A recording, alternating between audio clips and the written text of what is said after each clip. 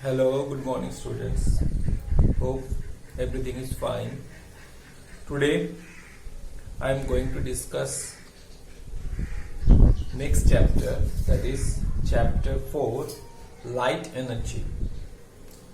In this chapter, light energy, we will get 2 units. First, we will get the basic part, light and general terms used in understanding light. So before I am going to start the chapter, I need to, or you need to know that what is light. So what is light? I just read out. With dawn, you can see many objects all around us. Some objects are colorful while others are not.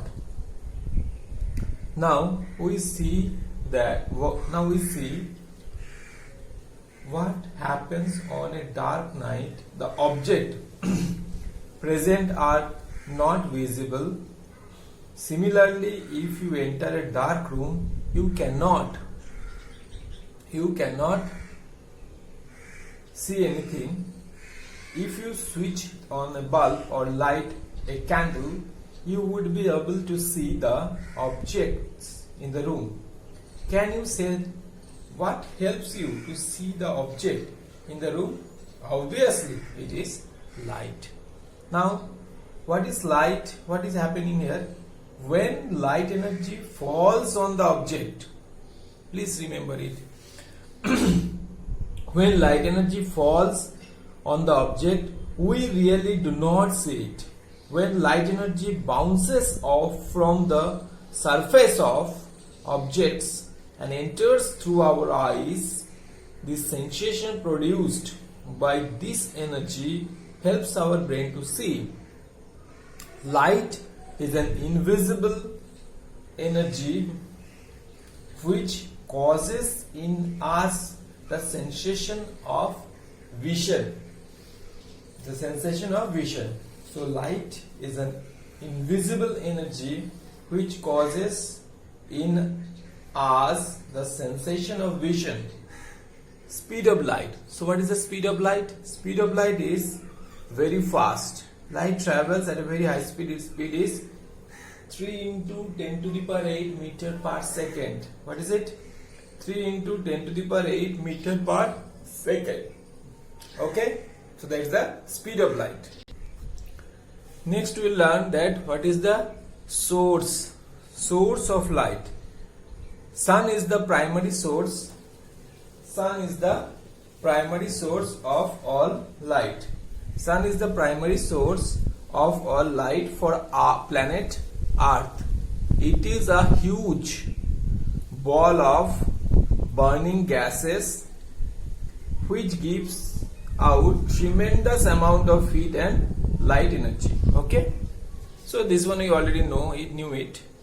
Now insects like glowworm and fireflies emit light in darkness. You have seen also there are certain kinds of fish which emit light. The light given out by the living bodies. So by the living bodies the light given out. Okay, by the living body the light given out. Okay, now we come to a point that is called luminous and non-luminous object. That is very important here. Luminous and non-luminous object. What is it?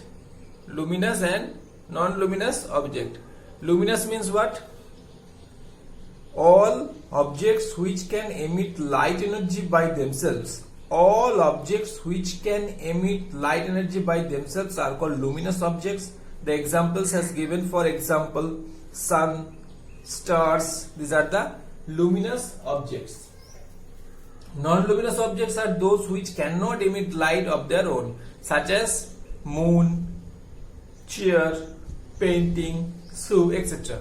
Any object that emits light is called source of light. Means any object can emit light, this is called source of light. Source of light object that emit light is called source of light can be natural or artificial. So this source can be natural and can be artificial, that is man-made. Artificial sources of light are man-made. For example, candle, lamp, electric lights, etc. Natural sources of light exist in nature. Yes, exist in nature. For example, I told sun, stars, glowworms, etc. Now, definition of non-luminous object is given. The object which cannot emit light energy of their own but reflect the light energy falling on them. So what is it? Which cannot emit the light energy of their own but reflect the light energy falling on them. Reflect the light energy falling on them and hence become visible. It's called non-luminous object. So this is very important and not so hard. It is the easiest one. Now next we have some general definition of light. One is transparent, translucent and opaque substance or materials. Transparent means, from the word you will get some little idea. Transparent means material through which things can be seen. Materials through which things can be seen. Materials through which things can be seen, that is called transparent. Means we can see both sides. So water, air, glass, these are the common example. So materials through which things can be seen are called transparent. Okay. Then given opaque. Materials through which things cannot be seen, means it is not visible, that is called opaque. For example, metal, cement, coal, wood, etc. Okay. So materials through which things cannot be seen are called opaque materials. Okay. Next we have translucent material. What is it? Materials through which things can be partially seen. Partially means it can be seen but not fully. It's called translucent material. It means through the translucent materials we cannot see the things clearly. Yes, we cannot see the things clearly. For example, smoked glass, fog, oil paper, tissue paper, etc. translucent materials. Next is very important, is that ray and beam. What is ray of light? When you draw any ray of light, it should be drawn this way. This arrow should be there. So what is it? The path along which the light energy travels in a given direction is called ray of light, and it is shown by a straight line. So when you draw a ray of light, this should be drawn this way and direction should be mentioned. This arrow should be mentioned. This is called direction. So in light diagram of a light, arrow is compulsory, otherwise it is not correct. So the path along the light energy travels in a given direction is called the ray of light. Please remember, ray of light, it is shown by a straight line. Okay, so this straight line will show it. Next we have beam of light. Collection of large number of rays of light is called beam of light. Collection of large number of rays is called a beam of light. So collection of large number of ray of lights is called beam of light.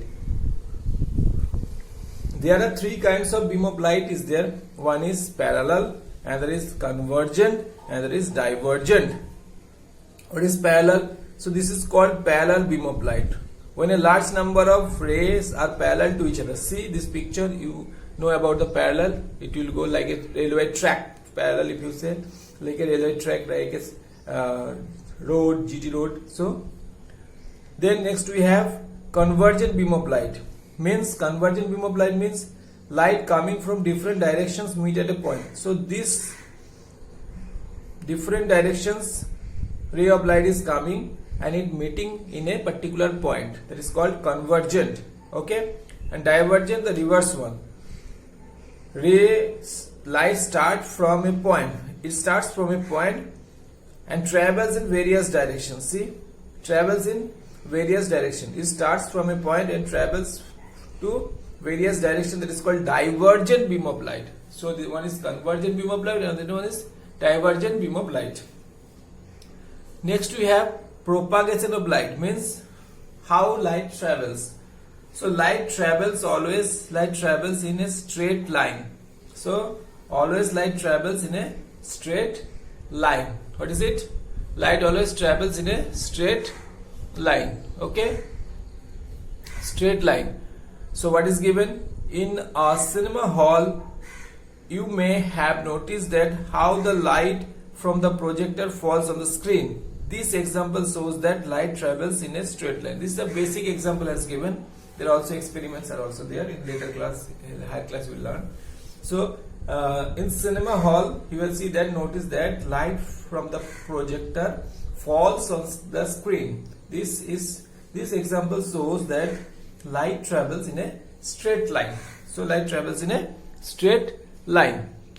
Okay, light travels in a straight line. Okay. Then what happens? The property of light travels in a straight line in a medium is called rectilinear propagation of light. This particular property of light, what is it? It travels in a straight line. It is called rectilinear. Rectilinear means linear, means that is straight. Propagation of light. This also explains phenomena in relation to light, including the formation of shadow. So when we are talking about light, so we should talk about the shadow. What is shadow? Is given when an opaque object is placed in the path of light. Opaque object means, you know, it cannot we cannot see the things. So then opaque object is placed in the path of light. It creates a region. It creates a region of darkness or partial light. This region of darkness or partial light is called shadow. If the source of light is very small, that is a point source, then a sharp edge is formed on the screen. So this is a shadow. You can see natural thing. We have seen many places, morning or when you in the playground also you have seen this kind of. So this is called shadow. What is happening there? When the opaque object is placed in the path of light, so sunlight is there, opaque object, for example this one, it creates the region of darkness of partial light. So this is called shadow. So students, this is the summary of the first unit 1 portion of the chapter 4. Please go through the chapter. It's an interesting chapter. I think it will you will understand the chapter well. If you have any doubt, any query, please consult with me. Students, thank you very much. Goodbye.